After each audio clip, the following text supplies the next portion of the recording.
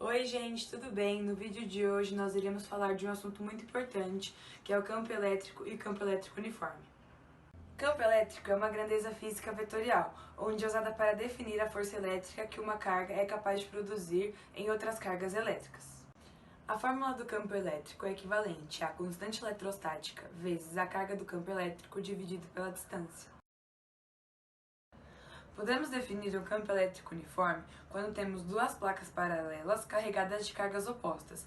É um campo onde possui com constante em módulo, direção e Olá sentido. pessoal, aqui quem fala é a Mariana e hoje eu vou resolver com vocês alguns exercícios propostos sobre campo elétrico uniforme, para ajudar vocês e tirarem algumas dúvidas de como fazer esses exercícios, o que não é nada muito complicado. Bom, vamos ao primeiro exercício. Esse exercício, para você que não sabe o que é carga pontiforme, porque é um nome que, sei lá, dificilmente a gente vê, lê no dia a dia, a gente ouve. Bom, carga pontiforme são aquelas cargas que estão localizadas em um corpo que tem uma dimensão desprezível. Então, não é nada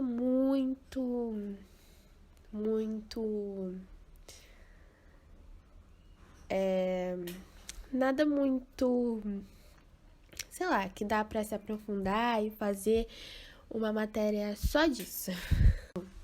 Depois de sabermos o que é carga pontiforme e analisar o desenho, né, a gente localizar onde está o Q1, que a carga Q1 e a carga Q2. A carga Q1 é esse risquinho vermelho, como vocês podem ver, que parece um raio de desenho.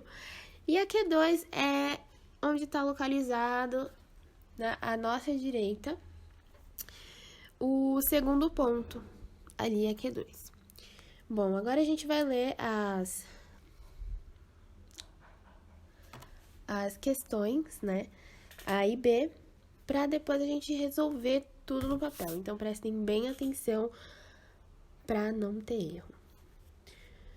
Porque o lance aqui é interpretação e também entendimento da matéria. Então, vamos lá. Nas proximidades... A questão A, né, no caso. Nas proximidades de que carga o campo eletrostático é mais intenso? Por quê? Bom, o desenho não ficou perfeito, né, como vocês podem ver, mas aqui é onde fica, aqui são as setinhas que se parecem e lembram muito vetores, né, que a gente usa muito no campo elétrico uniforme. E vamos ao que interessa. Então, para explicar mais ou menos o que se passa aqui, a gente tem que saber, como eu disse, a teoria e entender a matéria em si do campo elétrico. O campo elétrico, ele é mais intenso nas proximidades de Q1. Por quê? Porque é uma maior concentração de linhas de forças nessa área aqui, do Q1, do que nessa área aqui do Q2. Aparentemente, parece que o Q2, né, tem uma concentração maior por causa dessas linhas estarem todas juntas aqui e tudo mais. Só que não. O Q1, ele tem uma concentração maior de linhas, né, de força. Não é linha. São linhas de força. Bom, a alternativa B, né, questãozinha B, tá perguntando o seguinte: qual é o sinal do produto Q1 vezes Q2? Bom, essa questão já é um pouco mais extensa, porque tem que ter certa manha, então vamos ao que interessa. Bom, indo à questão B. Bom, ele quer saber o produto de Q1 vezes o Q2, mas para isso a gente precisa entender o que Q1 é e o que o Q2 é. O que eu tô querendo dizer com isso? Bom, a gente tem que saber que Q1 é positivo. Por que Q1 é positivo? Justamente porque as linhas de força estão... como eu posso explicar? As linhas de força estão partindo dela. Totalmente ao contrário de Q2, que as linhas de força estão chegando nela. Então, a gente tem que saber que Q1 é positivo, ter isso em mente. Q1 é positivo e sendo positivo, por ser positivo, Q1 é maior que 0, ok? Então, você vai ter que analisar, né, como vocês não têm o desenho em mãos, aí eu aconselho vocês a tirarem print do celular, tirar uma foto, ou algo do tipo para vocês analisarem o desenho, porque a interpretação textual também, né, de desenho que não é verbal, porque aquilo parece uma aranha, mas não é aranha, enfim, vamos lá. A gente tem que isso o quê? Q2 é menor que 0. Então, por esse motivo, a gente tem que o produto vai ser negativo. Entenderam? O produto será negativo, gente, justamente porque Q1 vezes Q2 vai ser menor que 0, porque mais com menos vai dar menos. Então, que o produto vai ser negativo. Q1 vezes Q2 é um produto negativo. Então, a resposta dessa questão é essa. É uma análise textual, de texto não verbal, de texto verbal, porque você tem que ler, entender, saber da teoria da matéria, você tem que, sabe, compreender o que você aprendeu. Como posso explicar isso para vocês? Você tem que compreender o que você aprendeu, não apenas na teoria em si, vai muito além disso, sabe? Enfim. Bom, então vamos ao que interessa. Qual é a mínima velocidade com que uma carga Q igual a 0,1? Muitas pessoas falam que esse UC é UC, mas isso é uma unidade de medida que é o microcoulomb, de massa igual 10 elevado a menos 7 quilos.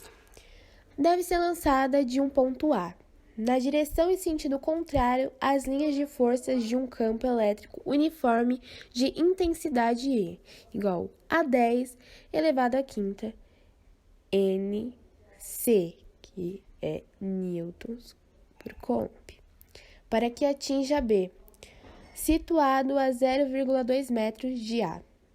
De A? Bom, gente, isso é uma pergunta, mas também é uma afirmação, então é meio complicado. Despreze as ações gravitacionais. Então, ele quer que antes de nós resolvermos esse exercício, a gente tem que entender, né? Primeiro, o que se passa, o que ele quer realmente, ou se ele só quer que a gente dê milhares de voltas para não chegar a nenhum resultado. E vamos ao que interessa. Bom, tem muita informação aqui que a gente fala, meu Deus, pra que tanta informação? É muito desnecessário. Mas calma, gente, calma.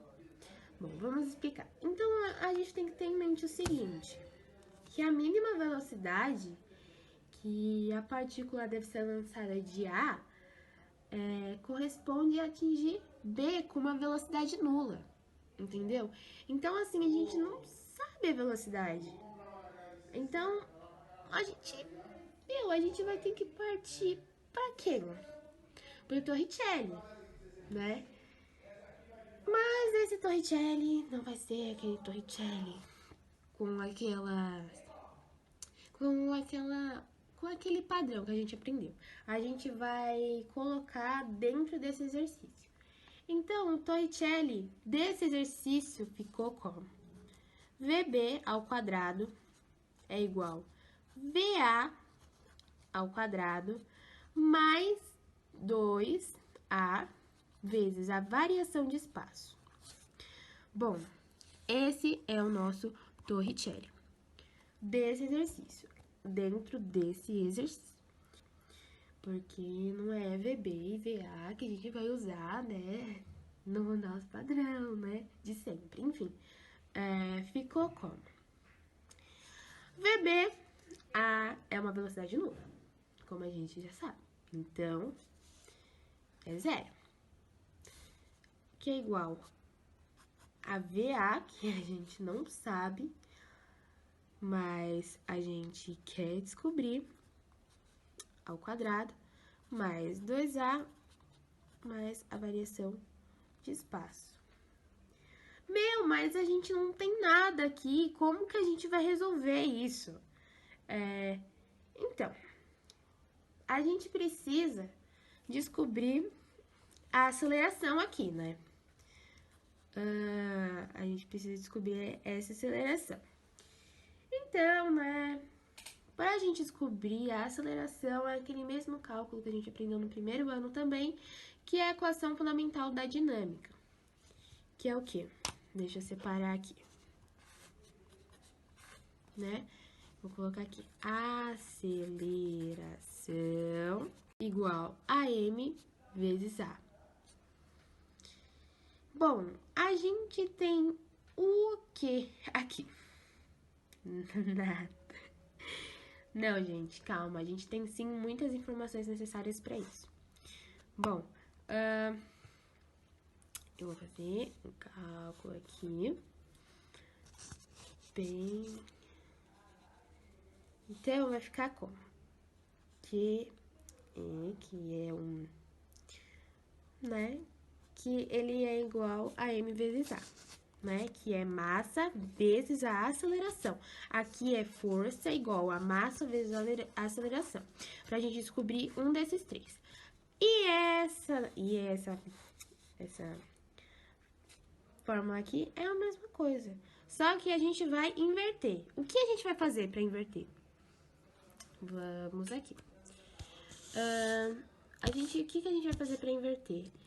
A gente vai pegar o A, deixar ele isolado, o QE aqui em cima, dividido pela massa. Vai ficar dessa maneira. Porque vai facilitar muito mais do que a gente dar 10.000 voltas em Marte. Então, o A ficou como? Com todas as informações do exercício. 0,1 vezes 10 dá menos 6, vezes 10 elevado à quinta. Tudo isso dividido pelo 10 elevado a menos 7. E, isso daqui resulta totalmente, que, né, pertence, que a aceleração é igual a 10,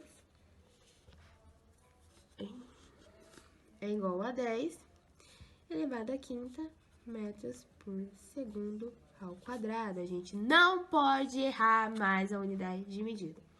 Enfim, voltando no nosso querido Torricelli. Bom, agora que a gente já tem a aceleração, dá pra gente fazer alguma coisa, né? Então, vamos testar essa uma coisa que dá pra gente fazer. Na equação do Torricelli, A é igual a menos A, que é igual a menos 10 da quinta metros por segundo. E a variação de espaço é aquilo que o exercício dá, é 0,2 metros. Então, a gente tem que Torricelli é igual a zero. Então, temos que o Torricelli é igual a zero.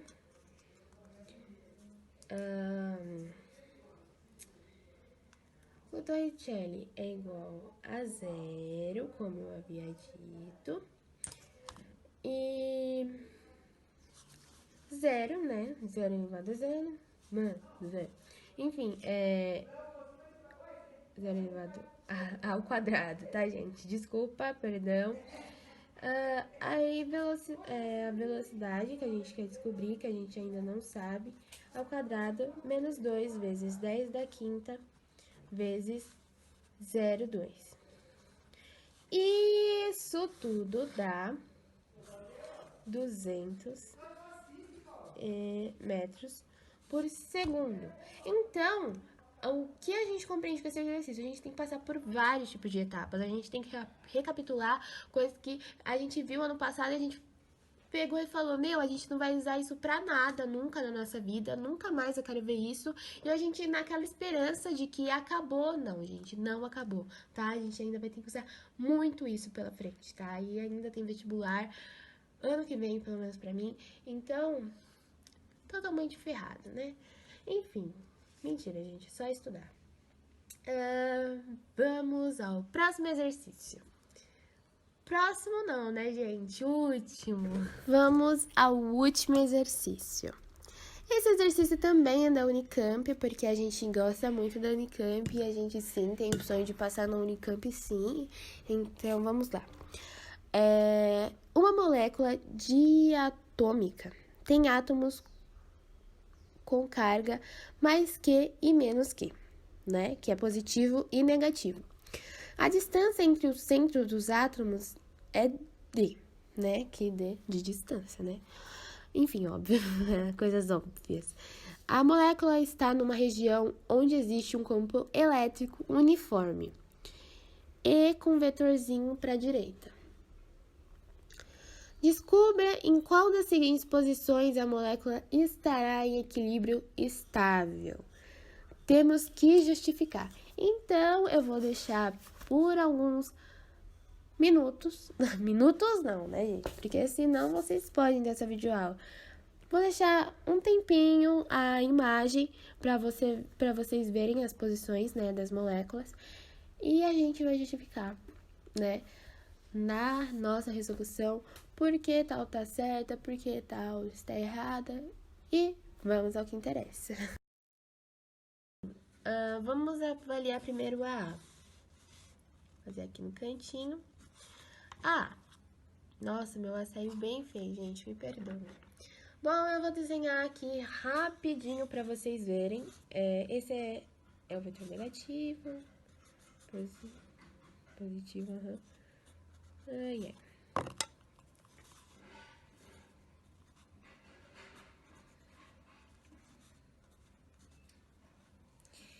E a gente não pode esquecer do E com vetorzinho para a direita, nunca, jamais. Enfim, a A está errada. Por quê? A molécula, ela não está em equilíbrio, entendeu? Ela está sob a ação do binário, constituído por menos F e F. Como eu posso explicar? Ela está constituída pelo binário, que é esse daqui. Então, gente, assim, ela não está equilibrada. E a gente não, né? Já sabe, tem que saber de cara que essa tá errada, entendeu? Se a gente for pra errar, né, uma coisa que a gente nunca quer, a gente tem que errar que o resultado esteja próximo. Vamos à segunda, que é a B. Bom, como a gente está vendo aqui, eu vou desenhando e vocês vão raciocinando. Tá em equilíbrio ou não está em equilíbrio, gente? Essa é a questão, hein? Tá em equilíbrio ou não está em equilíbrio? Bom, essa também não está em equilíbrio, gente. Essa molécula não está em equilíbrio, porque ela também ela está sob a ação do binário, que é constituído pelo quê? O F com o vetorzinho e menos F com o vetorzinho, gente. Então, essa também não tá equilibrada, não tá certa. Vamos a C. Bom, a C é muito grande para desenhar e a gente vai acabar perdendo muito tempo com isso. Mas vamos lá. Eu vou explicar, vocês olham no desenho. Então, a C, ela é um caso assim. O equilíbrio, ele não tá nem não equilibrado, nem equilibrado. Ele tá instável. E por que ele tá instável? Porque a molécula, ela tá girando, entendeu? Mas ela tá girando, e já não tem o binário, não tem nada sobre ele, entendeu? Então, tipo, ela gira e aí surge o binário, que é constituído por F com vetorzinho, né? E menos F.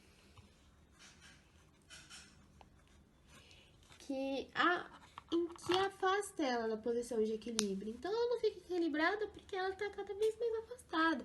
Como se vocês forem olhar no desenho, é exatamente isso, entendeu? Então, a única alternativa que sobrou foi a alternativa D, que é certa. Mas por que a D é certa?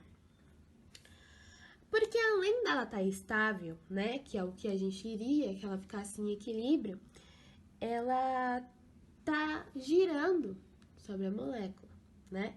Ela tá girando-se a molécula, entendeu? A molécula em si. E aí também surge o binário, né?